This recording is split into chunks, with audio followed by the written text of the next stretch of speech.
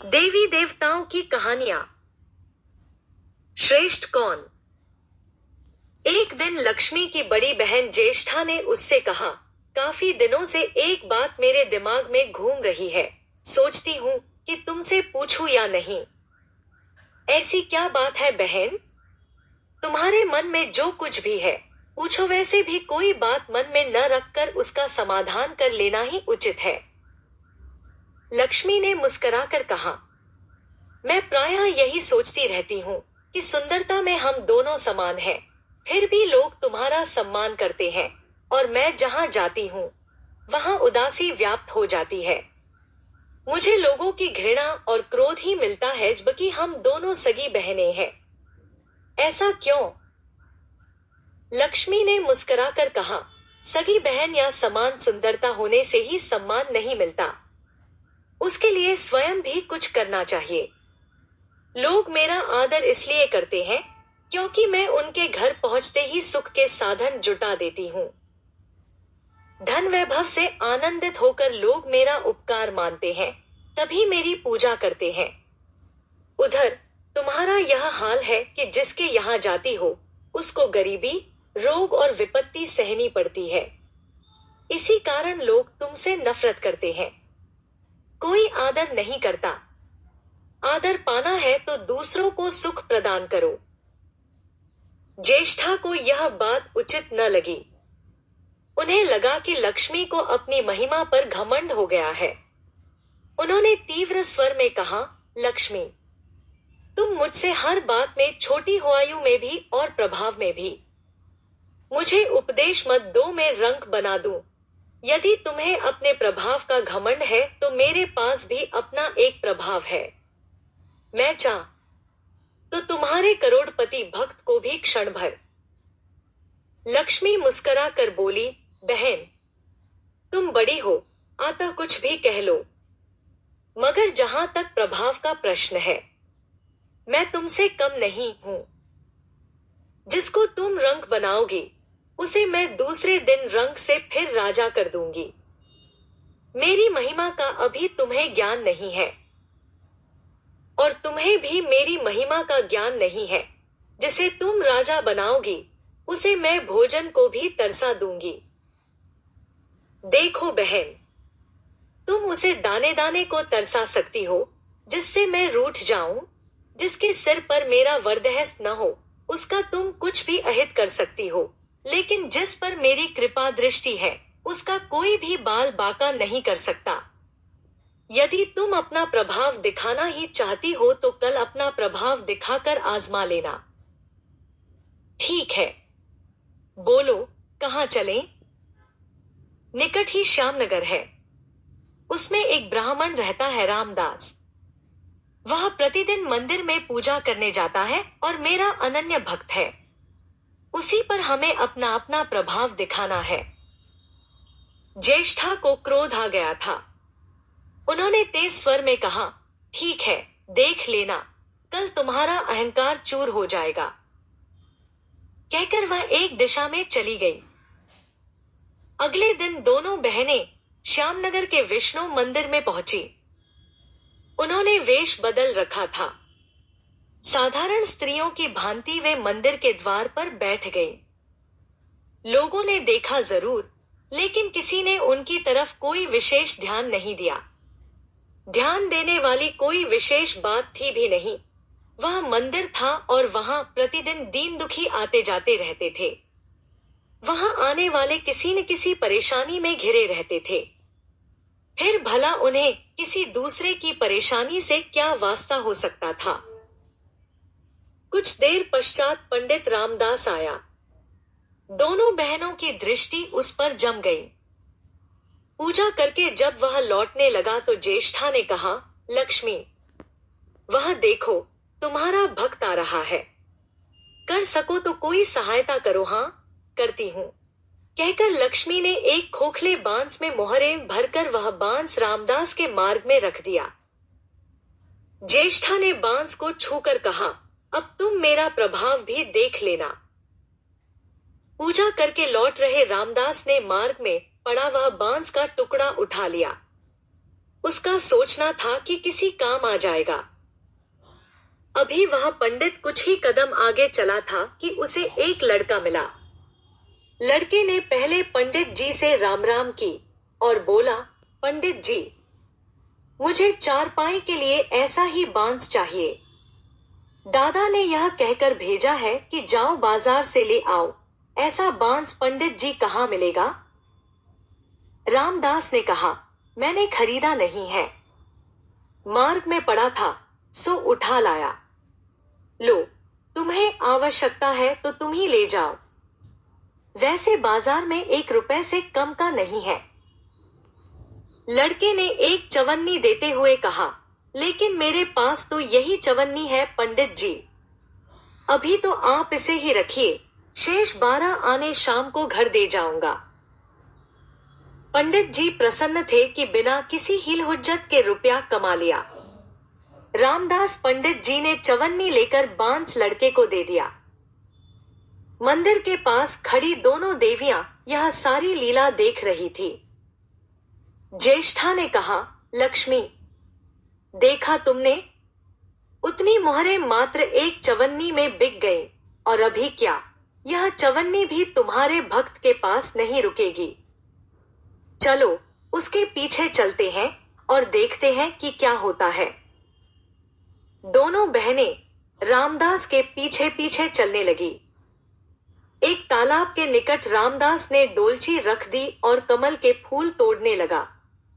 उसी दौरान एक चरवाहे का लड़का आया और डोलची में रखी चवन्नी लेकर भाग गया। रामदास को पता ही नहीं चला। फूल तोड़कर वह अपने घर की तरफ चलने लगा। इतने में वही लड़का आता दिखाई दिया जिसने चवन्नी देकर उससे बांस ले लिया था। निकट आकर वह बोला, पंडित जी, यह बांस तो बहुत वजनी है। दादा ने कहा है कि कोई हल्का बांस चाहिए, इसकी चारपाई ठीक न होगी। यह लीजिए, आप अपना बांस वापस ले लीजिए, कहकर उसने बांस पंडित जी के हवाले कर दिया। रामदास ने बांस ले लिया, लेकिन चवन्नी तो डोलची में थी ही नहीं। तब उसने कहा, बेटा, चवन्नी तो कहीं गिर गई, तुम मेरे साथ घर वहीं दूसरी दे दूंगा। इस वक्त मेरे पास एक भी पैसा नहीं है, चलो। तब आप जाइए, मैं शाम को आकर घर से ले लूंगा। यह कहकर लड़का अपने घर लौट गया। चांस फिर पंडित जी के पास आ गया और लक्ष्मी जी हौले से मुस्कराई। उसको इस तरह मुस्कराते देखकर ज्येष्ठा दिल ही दिल में जल उठी। वह बोली, अभी तो खेल आरंभ ही हुआ है, देखती चलो कि मैं इसे कैसे विपत्तियों में डालती हूं। रामदास बेचारा इन सब हालातों से अनजान अपनी ही धुन में आगे बढ़ा जा रहा था। उसे क्या पता था कि वह शतरंज का मोहरा बना हुआ है। वह तो धपछाम की तरह दोनों बहनों का प्रभाव सहता शांत चला जा रहा था। थोड़ी दूर चलकर गांव का एक अहीर मिला। उसने रामदास को चवन्नी वापस करते हुए बताया, पंडित जी, मेरा लड़का आपकी डोलची से यह चवन्नी उठा लाया था। वह बड़ा शैतान और पाजी है। मैं आपकी वही चवन्नी लौटाने आया हूं। हो सके तो उस शैतान को माफ कर देना। रामदास ने आशीर्वाद देकर चवन्नी ले ली और प्रसन्न मन से उस लड़के को पुकारने लगा, जो शाम को घर आकर चवन्नी लेने की बात कहकर लौटा जा रहा था। आवाज सुनकर लड़का लौट आया। अपनी चवन्नी वापस पाकर वह भी प्रसन्न हो गया। रामदास पंडित अपने घर की ओर बढ़ने लगा। उसके एक हाथ में पूजा की डोलची थी और दूसरे में वही 5 हाथ का लंबा बांस। मार्ग में रामदास पंडित सोच रहा था, बांस तो बहुत वजनी है तो मजबूत भी होगा क्योंकि ठोस है।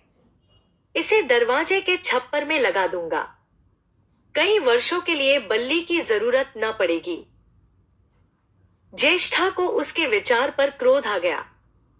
लक्ष्मी के प्रभाव से रामदास को लाभ होता देख वे मन ही मन बुरी तरह क्रोधित हुई जा रही थी। जब उन्होंने देखा कि पंडित का घर निकट आ गया है तो कोई उपाय न देखकर उन्होंने रामदास को मार डालने का निश्चय किया। उन्होंने कहा, लक्ष्मी, धन संपत्ति तो मैं छीन ही लेती हूं, अब तुम्हारे भक्त के प्राण भी ले लूंगी। देखो वह किस प्रकार तड़प कर मरता है। और वह तुरंत सांप बनकर तेजी से रामदास की तरफ रेंग गई। लक्ष्मी को जरा भी चिंता नहीं हुई। वे उसी प्रकार खड़ी मुस्कुराती रहीं। अचानक रामदास चौंक पड़ा। एक भयानक सांप फन उठाए उसकी तरफ झपट रहा था। जान तो सभी को प्यारी होती है, उपाय रहते कोई अपने को संकट में नहीं पड़ने देता।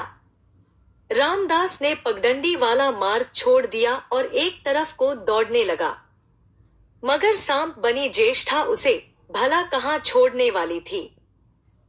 वह तो उस गरीब के प्राणों की प्यासी हो चुकी थी। वह भी रामदास के आगे पीछे दाएं बाएं लगातार दौड़ती रही। रामदास घबरा गया। उसने हाथ जोड़कर कहा, नाग देवता, मैंने तुम्हारा कुछ नहीं बिगाड़ा, शांति से अपने रास्ते पर लौट जाओ। मुझ गरीब के पीछे क्यों पड़े हो? व्यर्थ में किसी ब्राह्मण को सताना उचित नहीं। मगर वह नाग तो ज्येष्ठा का रूप था जो रामदास को डसने को तत्पर था। प्रार्थना पर जरा भी ध्यान न देकर वह एक बारगी फुफकारता हुआ झपट पड़ा।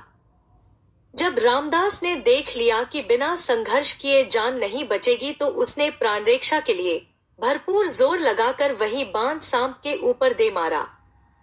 भूमि से टकराते ही बांस के 2 टुकड़े हो गए और उसके अंदर भरी हुई मोहरें खनखनाकर बिखर गई, मानो लक्ष्मी हंस रही हो। रामदास आश्चर्य से चीख पड़ा। अरे! कुछ समय के लिए वह चिकित्सा खड़ा आंखें फाड़े उन मोहरों की ओर देखता रहा। एक क्षण के लिए तो वह सांप को भूल ही गया, लेकिन फिर जैसे वह सचेत हुआ, सांप का ध्यान आते ही उसने उसकी तरफ देखा तो पाया कि बांस की चोट से सांप की कमर टूट गई है और वह लहूलुहान अवस्था में झाड़ी में भागा जा रहा है। अगले ही क्षण वह मोहरों को समेटने लगा और कहने लगा, तेरी जय हो लक्ष्मी माता। संपूर्ण जीवन की गरीबी आज समाप्त हो गई। तेरी महिमा को कौन जान सकता है। चलो अब घर में बैठकर तुम्हारी पूजा आरती करूंगा। और फिर जल्दी जल्दी उसने सारी मोहरें अंगोछे में बांधी और लंबे लंबे कदमों से घर की तरफ चल पड़ा। पीछे एक वृक्ष की छाया में खड़ी लक्ष्मी अपनी बहन ज्येष्ठा से मुस्कुराकर पूछ रही थी, कहो बहन, सत्य बताना, श्रेष्ठता किसी को कुछ देने में ही है, उससे छीनने में नहीं।